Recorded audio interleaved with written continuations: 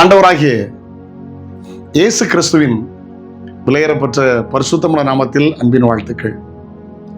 இந்த நாளில் உங்களை சந்திப்பதில் மகிழ்ச்சி அடைகிறேன். இந்த நாள் உங்களுக்கு ஆசீர்வாதமாய் மாறட்டும்.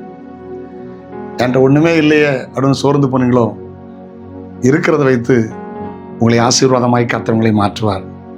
ஆமென். அவனுடைய பரிசுத்தமான நாமம் மகிமைப்படட்டும்.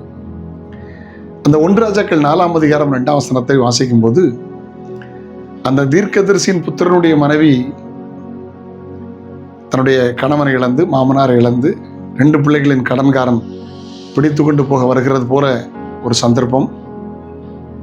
எலிசா தீர்க்கதரிசிட்டு போய் கம்ப்ளைண்ட் சொல்றார். அப்ப அவர் கேட்கிறார், உன்னிடத்தில் என்ன இருக்கிறதுன்னு கேட்கிறார்.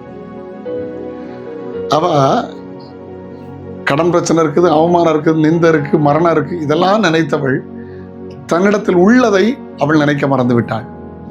அது கூட தான் யோசிச்சா, ஒரு குடம் எண்ணெய் இருக்கு, ஒரு குடம் எண்ணெய்னா ஒரு 10 to 15 லிட்டர். 1 லிட்டர் ஒலிவ எண்ணெய் இன்னைக்கு நல்ல எண்ணெய் 1000 ரூபாய்க்கு அதிகமாக இருக்கு, மோர் தென் 1000 சம்திங். தன்னிடத்தில் ஒரு இடம் எண்ணெய் வைத்திருந்தாள். ராஜாக்களை அபிஷேகிக்கலாம், தீர்க்கதரிசி அபிஷேகிக்கலாம், ஒரு ஆசாரியனை அபிஷேகிக்கலாம், நல்ல சமையல் பண்ணலாம். விலையேறப்பட்டதன் வீட்டில் வைத்துக் கொண்டு அவள் கடன் பிரச்சனை யோசித்துக் கொண்டிருந்தாள். இன்னைக்கு தன்னிடத்தில் இருக்கிறதை சிலர் யோசிக்கிறதில்லை. ஒரு 38 வயதான பெண் ஒருத்தி திருமணமாகாமல் இருந்தாள்.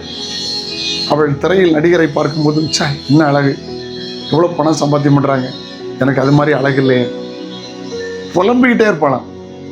யாராவது நல்ல பாடனா, எனக்கு அழகும் இல்லை, பாடவும் முடியல அப்படின்னு சொல்லி சோர்ந்து போவாளாம். அவளுக்கு ஒரு ஆங்கில புத்தகத்தை கொடுத்தார்கள்.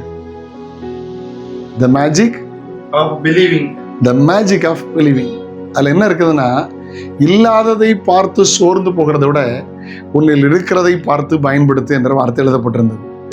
இல்லாததை பார்த்து சோர்ந்து போகிறத விட, அவங்ககிட்ட இருக்கு என்கிட்ட இல்லை, அவங்க அழகா இருக்காங்க அழகா இல்லை, அவங்க நல்லா பாடுறாங்க நல்லா பாடலை, இல்லாததை ஒன்றை பார்த்து சோர்ந்து போகிறதை விட உன்னில் இருக்கிறதை பார்த்து சந்தோஷப்படு என்கிற வார்த்தை வந்தது.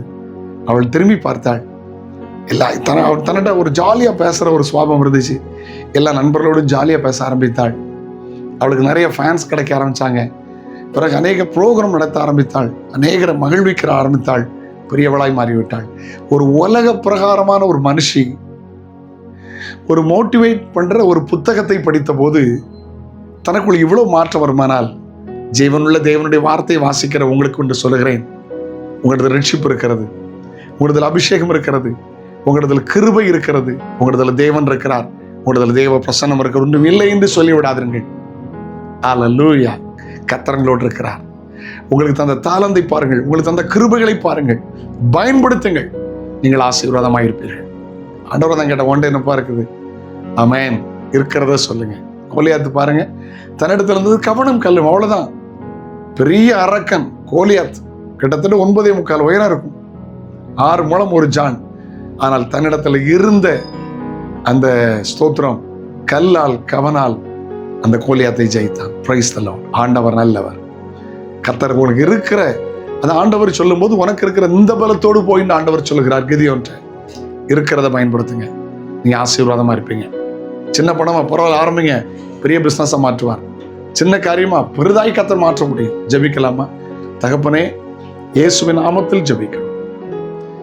இல்லாத ஒன்றை நினைத்து சோர்ந்து போகிறதை விட தன்னிடத்தில் இருக்கிறதை பார்த்து முன்னேற கிருபைதார். நன்மை கிருபை தொடரட்டும். இயேசுவின் நாமத்தில் ஜெபங்கள் பிதாவே, ஆமென். நாளை உங்களை சந்திக்கிறேன். அதோடு ஆண்டவருடைய கிருபை உங்களை தாங்கட்டும். God bless you. Have a nice day.